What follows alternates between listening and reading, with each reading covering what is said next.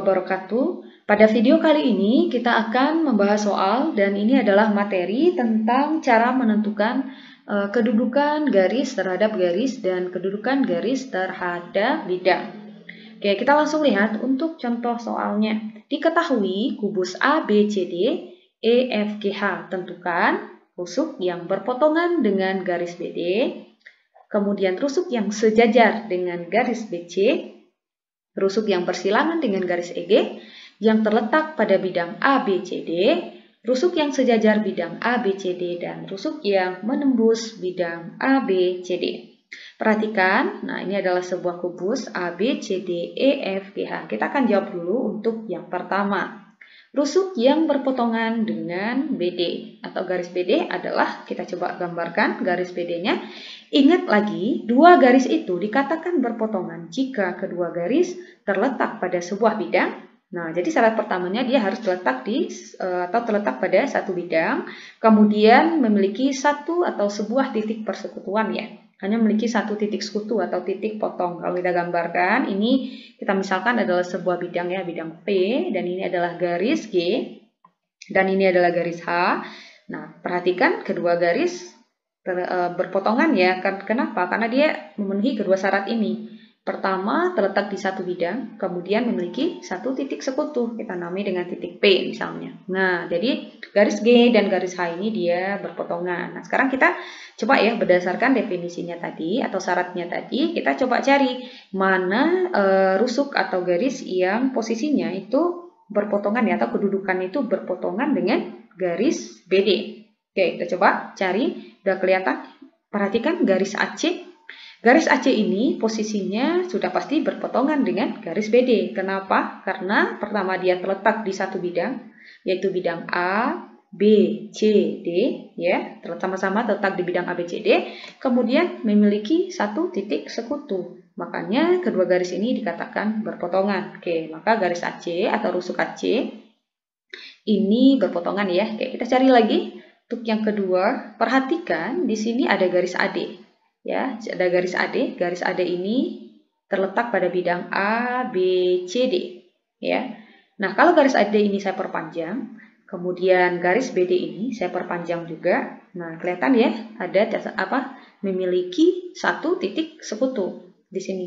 Maka garis AD dan garis BD juga saling berpotongan karena terletak di satu bidang, yaitu bidang ABCD, dan memiliki satu titik sekutu. Oke, kita jawab lagi AD. Kita cari lagi yang lain, kira-kira garis AD sudah. Perhatikan lagi garis BC. Nah, coba kalian perpanjang garis BC ini, ya, kalian perpanjang garisnya BC, kemudian garis BD-nya kita perpanjang juga. Apakah akan ada satu titik sekutunya? Tentu saja ada ya, di titik B di sini ya, titik sekutunya. Maka garis BC juga merupakan garis yang atau rusuk yang berpotongan dengan garis BD karena terletak di satu bidang dan memiliki satu titik sekutu. Kemudian garis yang lain itu adalah garis CD. Coba perhatikan garis CD. Apakah betul garis CD ini berpotongan dengan garis BD? Kalian perpanjang lagi garis CD-nya. Nah, ini adalah CD ya. Kita perpanjang garisnya. Kalian bisa gunakan roll, perpanjang garisnya. BD-nya juga diperpanjang, juga akan memiliki satu titik sekutu. Dan juga terletak dalam satu bidang. Maka garis CD berpotongan dengan garis BD. Nah, kemudian yang lain adalah AB. Perhatikan AB. Nah, AB apakah juga berpotongan dengan garis BD? Tentu saja jawabannya iya. Kenapa? Karena AB kalau kita perpanjang, kemudian BD ya, BD-nya juga kita perpanjang, juga akan ada satu titik sekutunya di sini ya, itu di titik B. Maka garis AB ini juga berpotongan dengan garis BD. Kemudian adalah garis BF. Perhatikan garis BF. Garis BF, nah ini ya, atau rusuk BF ini juga berpotongan dengan garis BD. Karena kalau kita perpanjang garis BD-nya, BF-nya kita perpanjang juga akan ada satu titik sekutunya di sini, di titik B ya. Dan garis BF ini juga terletak pada bidang ABCD. Sedangkan garis BD tadi sudah jelas terletak di bidang ABCD. Jadi karena terletak dalam satu bidang dan memiliki satu titik sekutu, maka BF ini juga merupakan atau termasuk rusuk yang berpotongan dengan garis BD. Kemudian yang terakhir adalah garis DH ya. Nah, garis DH ini Kalau kita perpanjang, DH-nya kita perpanjang ke bawah, garis BD yang kita perpanjang juga akan memiliki satu titik sekutu. Maka garis DH juga berpotongan dengan garis B dengan garis BD kalau kita perpanjang garisnya. Jadi rusuk yang berpotongan dengan garis BD itu adalah AC, AD, BC, CD, AB, BF, dan DH. Nah, bagaimana sahabat excellent? Sangat gampang ya. Sekarang kita coba jawab lagi untuk yang B. Yang B, kita akan tentukan rusuk yang sejajar dengan BC. Mana saja rusuk yang sejajar dengan BC? Oke, perhatikan. Nah, jadi BC ini ya, ini adalah rusuk BC. Kita ingat lagi bahwa dua garis itu kita katakan sejajar jika kedua garis terletak pada sebuah bidang dan tidak memiliki titik persekutuan. Jadi syaratnya dia harus dalam satu bidang, tetapi dia tidak memiliki titik persekutuan. Nah, jadi kalau ini adalah sebuah bidang, ini adalah garis H, ini adalah garis G, perhatikan. Dia terletak dalam satu bidang, tetapi sama sekali tidak memiliki titik persekutuan ya. Walaupun kita perpanjang garisnya sepanjang apapun gitu ya, sampai panjangnya tak terhingga pun dia tidak akan memiliki titik sekutu. Nah, ini menurut saya ini lebih gampang ya untuk menentukan kira-kira rusuk mana yang sejajar dengan BC. Ya, rusuk yang sejajar dengan BC udah kelihatan ya, yaitu rusuk AD ya, rusuk AD. Kemudian FG, nah perhatikan ya, FG dan BC ini juga terletak dalam satu bidang ya, yaitu bidang BC, FG ya. Ini juga terletak dalam satu bidang, maka FG dan BC ini juga posisinya dia saling sejajar.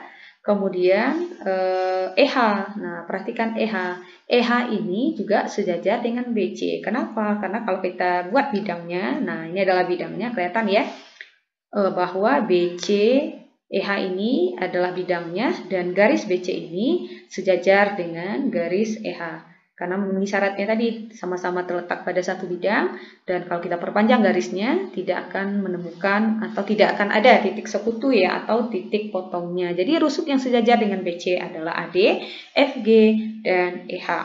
Oke, sekarang kita lanjutkan lagi yang C ya. Yang C itu adalah garis yang bersilangan. Oke, perhatikan.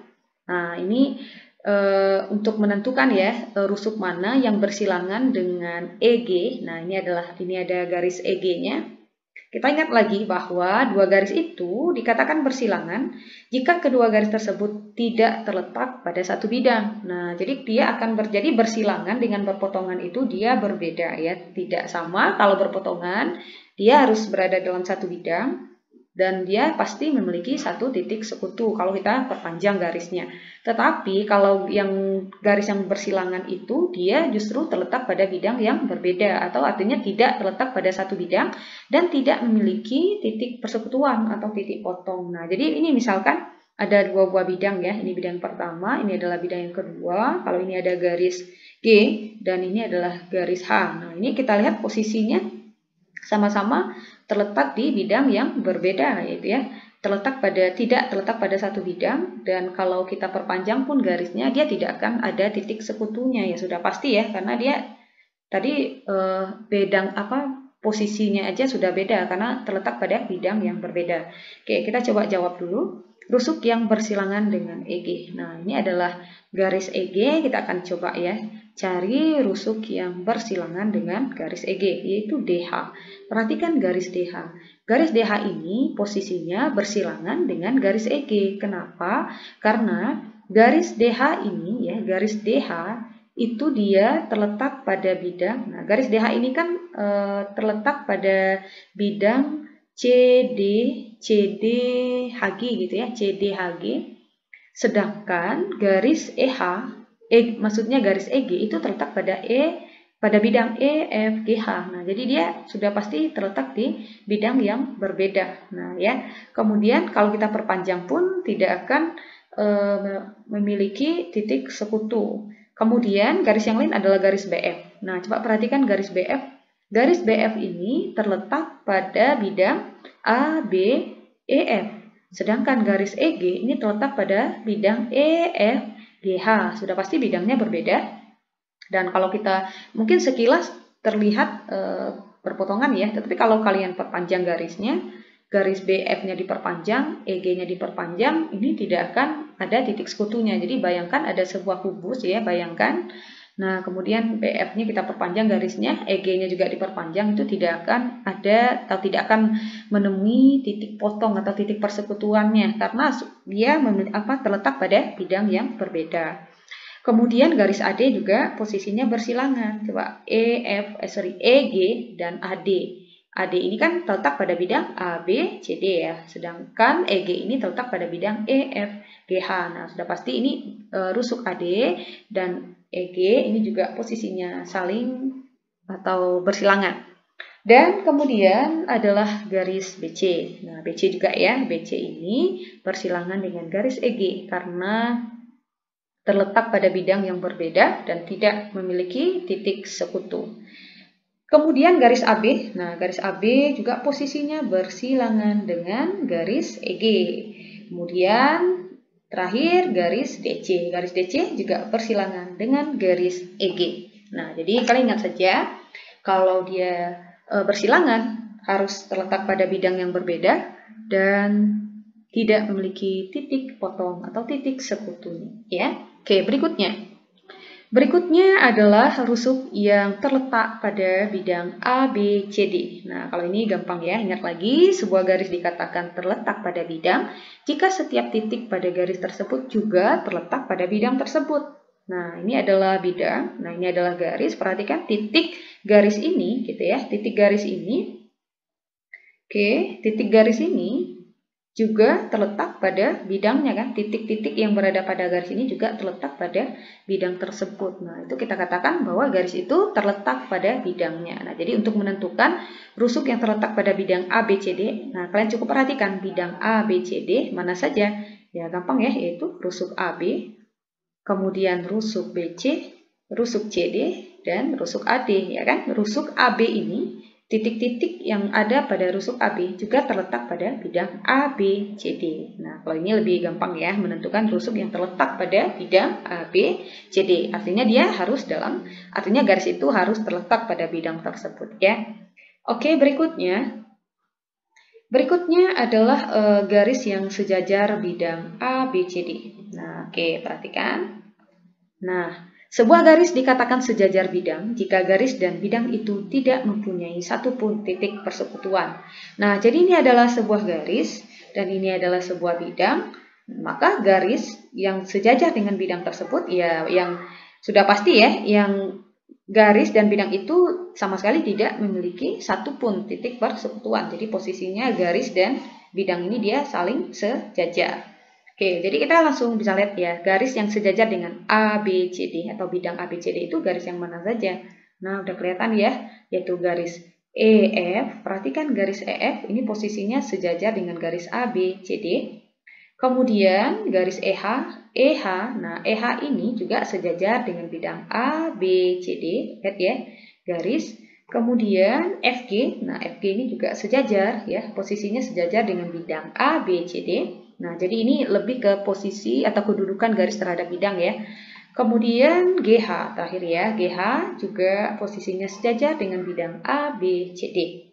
Oke, kalau ini lebih gampang ya, menentukan garis yang sejajar dengan bidang. Jadi garis dan bidang, bukan garis dan garis lagi. Berikutnya, berikutnya kita akan cari rusuk yang menembus bidang ABCD. Oke, perhatikan gambarnya. Sebuah garis dikatakan menembus atau memotong bidang jika bidang itu memiliki titik persekutuan ya, memiliki satu titik persekutuan sebagai titik tembusnya. Nah, jadi ini adalah bidangnya dan ini adalah garisnya dan garisnya itu menembus bidangnya ya.